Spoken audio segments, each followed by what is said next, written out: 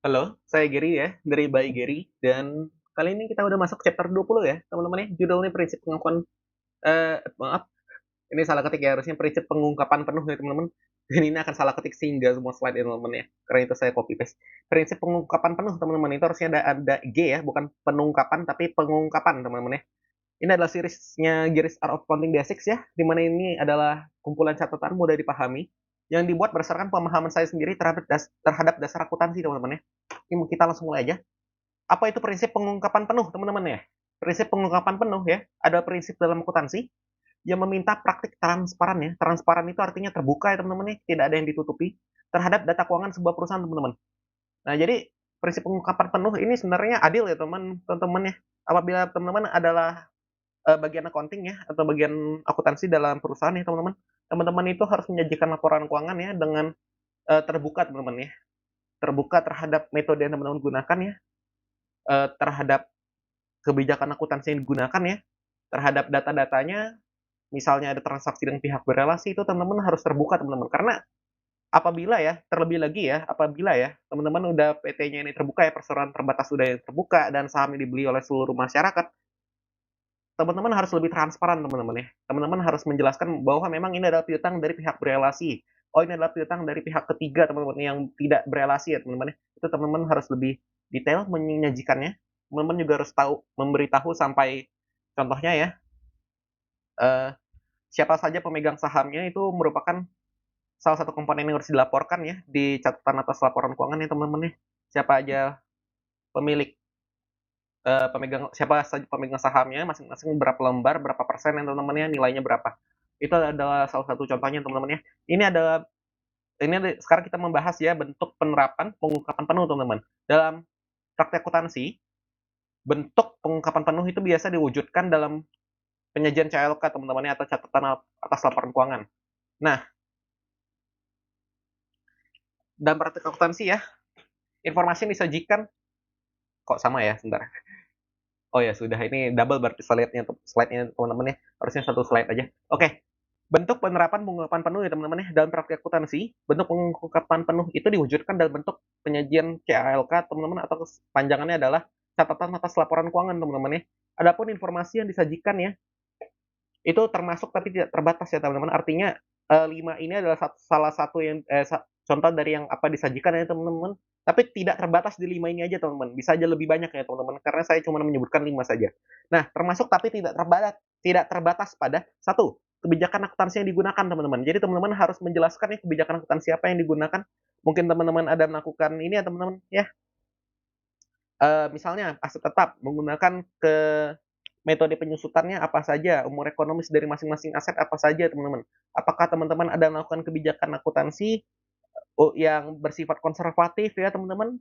Ataukah teman-teman ada beberapa biaya yang ditangguhkan karena matching principle atau bagaimana, itu teman-teman harus transparan ya teman-teman ya. Kebijakan akuntansi harus dijelaskan apa yang digunakan ya teman-teman. Kemudian transaksi dengan pihak berelasi itu harus disajikan juga ya teman-teman di CLK. Apabila nih teman-teman ada jualan ke anak perusahaan atau ke perusahaannya milik direktur ya teman-teman, jadi mungkin direktur utamanya memiliki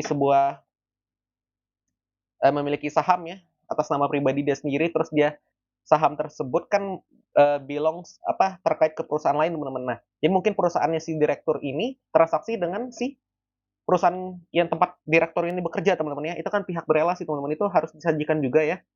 Tujuannya apa? Biar kita transparan ya. Siapa tahu ada kecurangan di sana. Jadi pemegang saham berhak tahu ya teman-teman ya.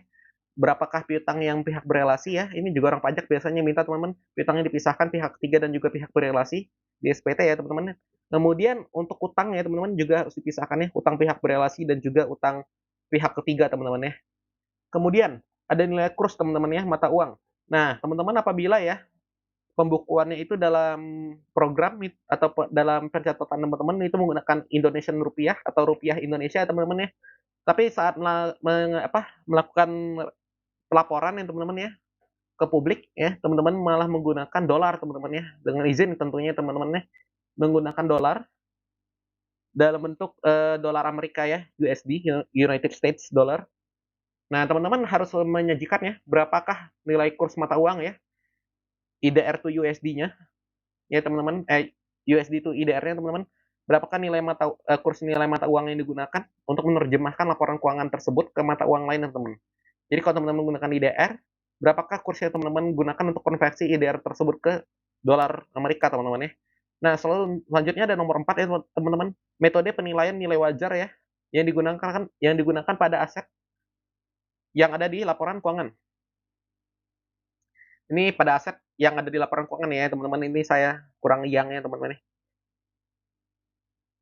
Metode penilaian nilai wajar yang digunakan pada aset yang ada di laporan posisi keuangan, teman-teman. Nah, misal teman-teman memiliki tanah ya, teman-teman, atau memiliki gedung ya, terus teman-teman menggunakan prinsip nilai wajar, kemudian menaikkan nilai aset tersebut atau menurunkan ya, teman-teman.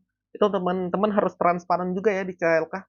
Metodenya bagaimana ya untuk penilaian wajar tersebut. Kemudian ada penilaian atas estimasi ya, teman-teman, dari transaksi yang dicatat secara konservatif, teman-teman.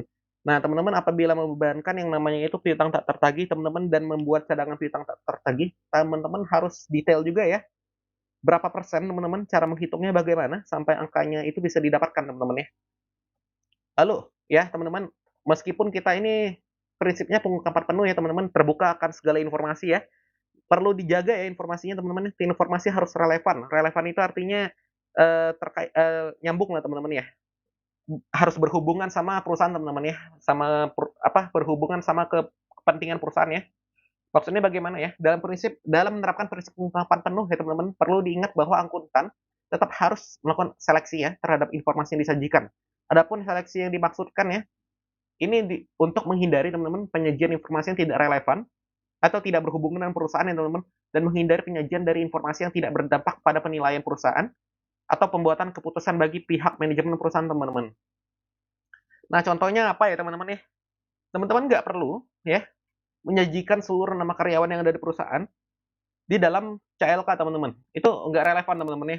Paling yang perlu itu adalah nama direktur keuangan ya, direktur pemasarannya, teman-teman, mungkin direktur utamanya. Itu eh, apa ya, jenis-jenis jabatan yang memang mungkin perlu ya, teman-teman, untuk disajikan di catatan laporan keuangan, tapi teman-teman nggak perlu sampai mencatat nama stafnya, teman-teman ya. Stafnya A, B, C, D dari setiap departemen itu tidak perlu ya, teman-teman ya. Nah, itu salah satu contoh informasi yang tidak relevan ya, teman-teman. Yang relevan itu biasa hanya petinggi-petingginya saja, teman-teman ya. Kemudian ya, teman-teman itu nggak perlu memberikan informasi yang sangat-sangat berdampak kecil ya terhadap perusahaan ya, teman-teman. Misalnya perusahaan ini udahnya skala besar, teman-teman ya. Skalanya besar ya. Kemudian dia memunculkan ya namanya biaya lain-lain di laporan laba ruginya, teman-teman. Di mana biaya lain-lain ini nilainya 1 juta ya. Sedangkan omsetnya katakanlah 600 miliar, teman-teman ya. Ada biaya lain-lain 1 juta. 1 jutanya kenapa bisa muncul ya, teman-teman? Sebenarnya mungkin gara-gara salah satu karyawan korupsi ya.